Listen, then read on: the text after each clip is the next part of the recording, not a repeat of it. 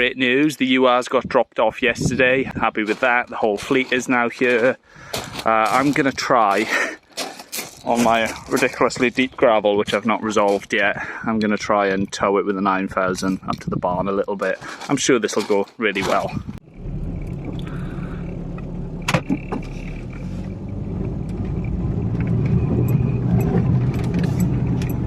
Yeah, this will do it easy. Oh, look at this for a collection of vehicles. I cleaned everything yesterday, so the comma actually shines a bit, and it's not ATF, which is making it shimmer. You can even see through the windows of the scimitar. That's looking good. Well, terrible, but good. Anyway, what am I here for? Tow rope. I've got another few more weeks until the ramp and the mill and the lathe turn up. Looking forward to getting all them here. I've drawn up some plans for where I'm going to put things. I'll share them with you. What do you think?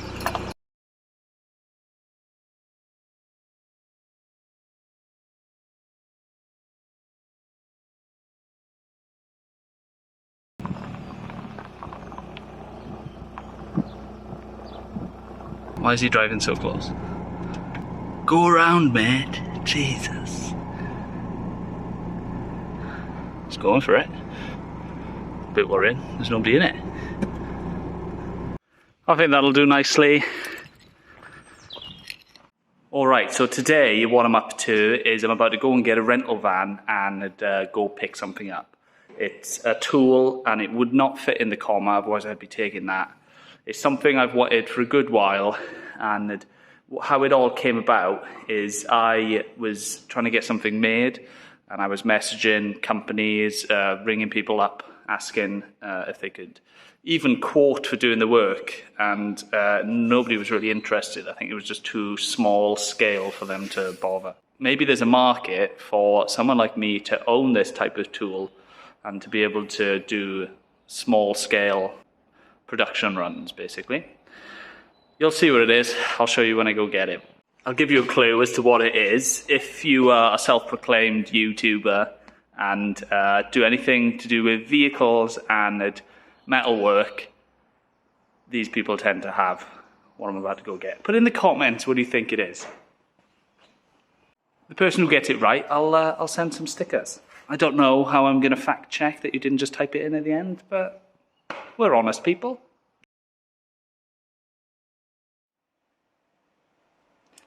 Can you see what it is yet?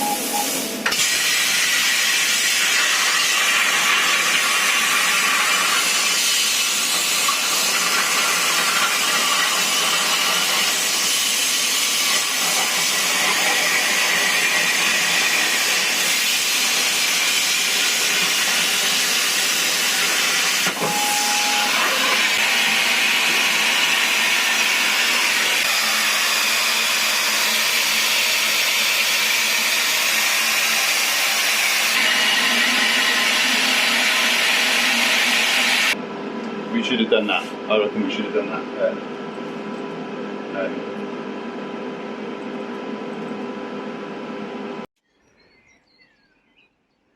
I have a CNC plasma table. It's been a week since I picked up the plasma table, but I've only just managed to put it in the workshop now. I've been messing around, tidying this place up a bit.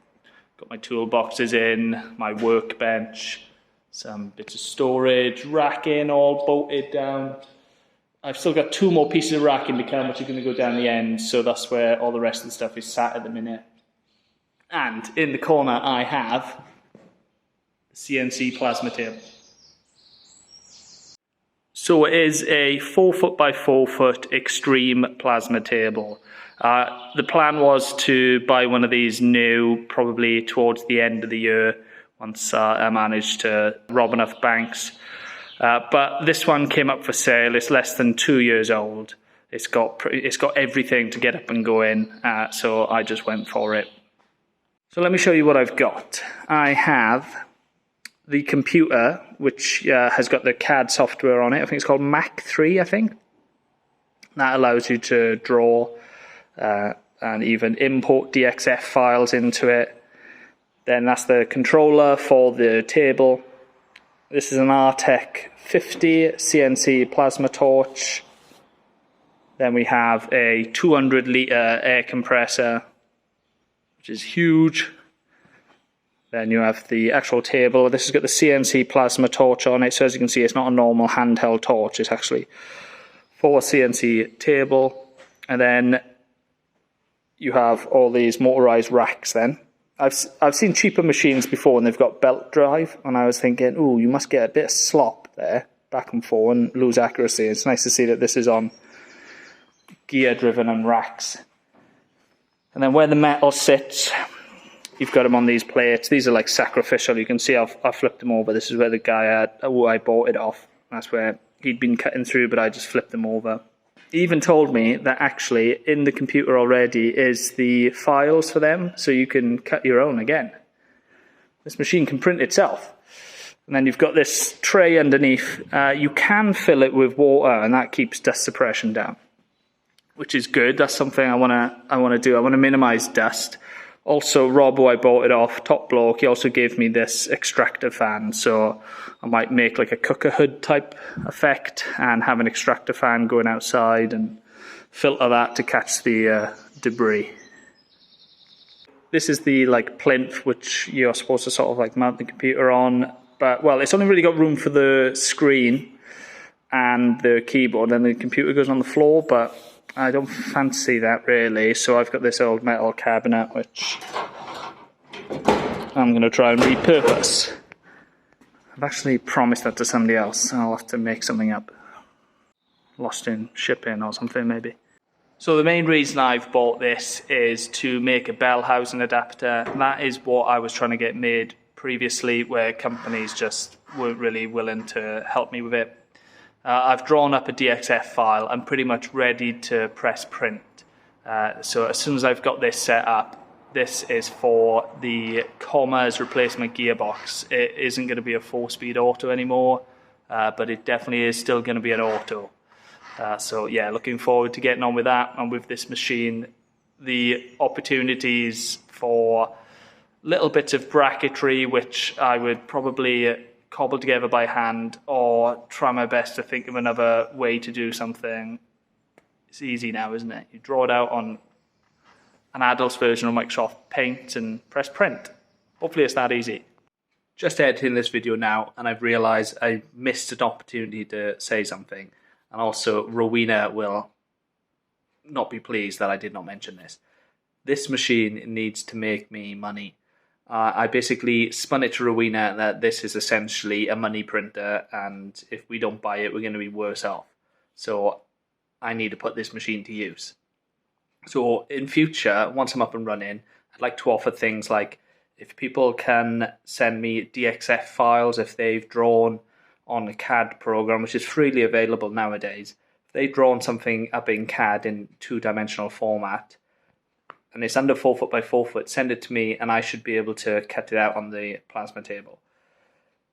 Engine mount brackets, bell housing adapters, sump flanges, inlet manifold, exhaust manifold flanges, up to 12mm I think this machine can cut, but I will confirm in the future.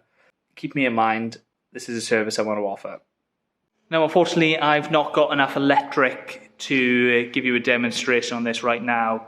All I've got is one cable coming in which runs 2 sockets, which runs the electric roller shutter door. I think it's like it's on a 13 amp plug on an outdoor plug on the house, right? It's not enough. I need probably 100 amp capable cable, circuit breaker, multiple circuits. I've got to crack on with that. Probably pay a man to do that rather than get it wrong. Anyway, that's my new toy. I think you're going to be seeing it a lot in my projects, and hopefully it's going to basically up the standard of what I put out, isn't it? When you remove human error, not human error, but sloppiness. When you remove human sloppiness, it should look a little bit better. Anyway, now that I've created some room in the barn, I'm going to get the comma, the UAs, and the scimitar in. Why don't you stick around and watch it? There's no brakes on that. There's no brakes on that. Well, there is, but I'm going to be on this one. I'm sure it'll go fine.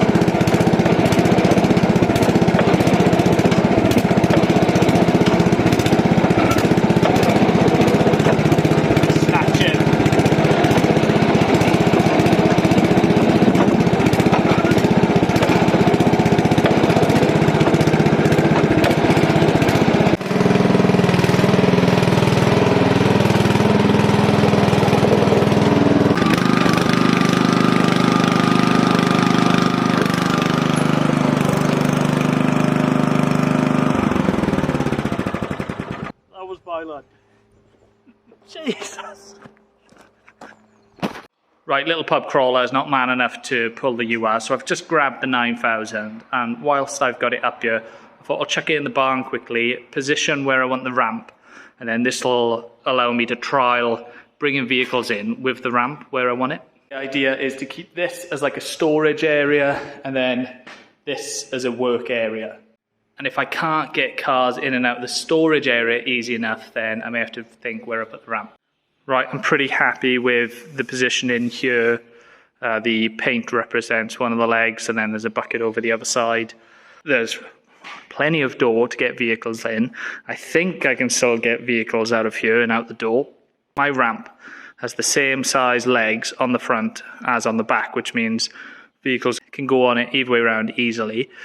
So this spun around the other way, I think probably the car would sit slightly further back, giving me even more room there, which is plenty. I don't want to feel trapped down there, and it's not near the workbench, which is perfect. As my mate said the other day, you don't want to be swinging a hammer and let go and it go onto your vehicle. Plenty of room, so yeah, happy with that. So the way I've got it is you can bring it straight in, getting close to that door. Like I said, this is going to be the work area and then the storage area.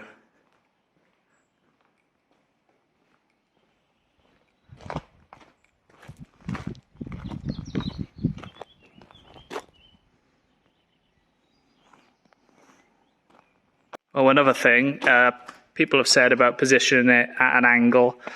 I'll cover that off in a second, right? But somebody said, just put it in the corner, right? Basically, no, because vehicles often are on ramps because they don't work. So, like, quite often I do clutch jobs and stuff for other people.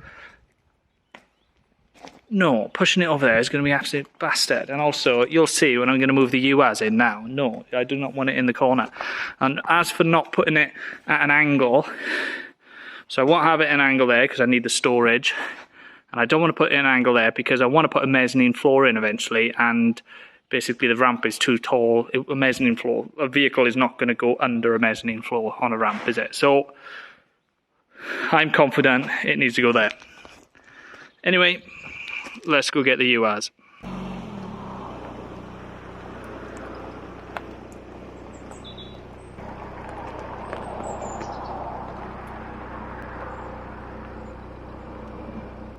That was a fucking mistake.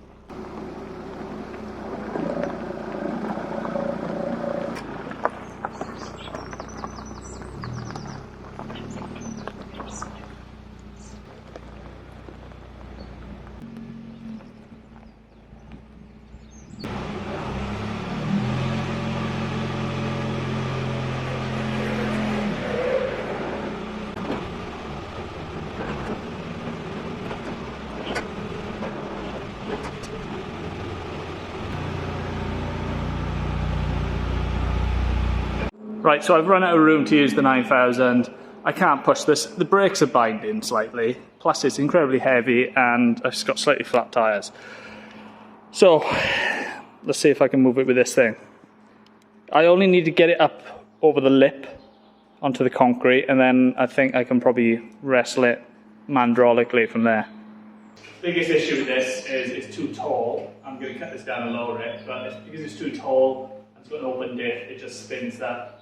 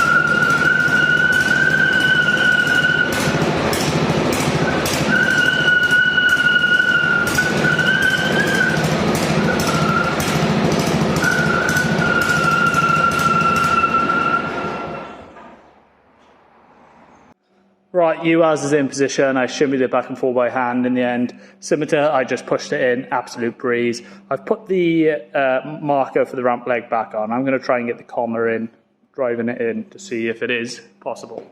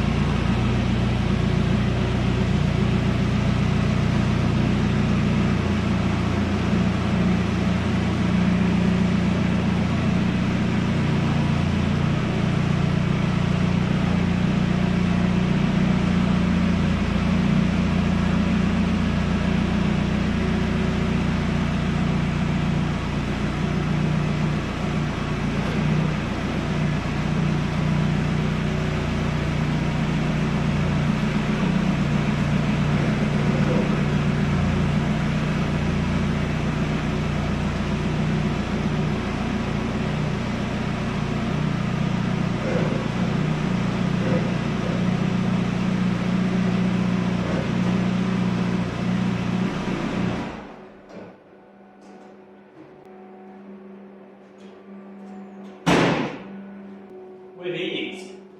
Happy with that. Didn't really have to push the scimitar so far over. Everything is in the barn where it needs to be. Brilliant. Right, that's going to be the end of this video. Thanks for watching.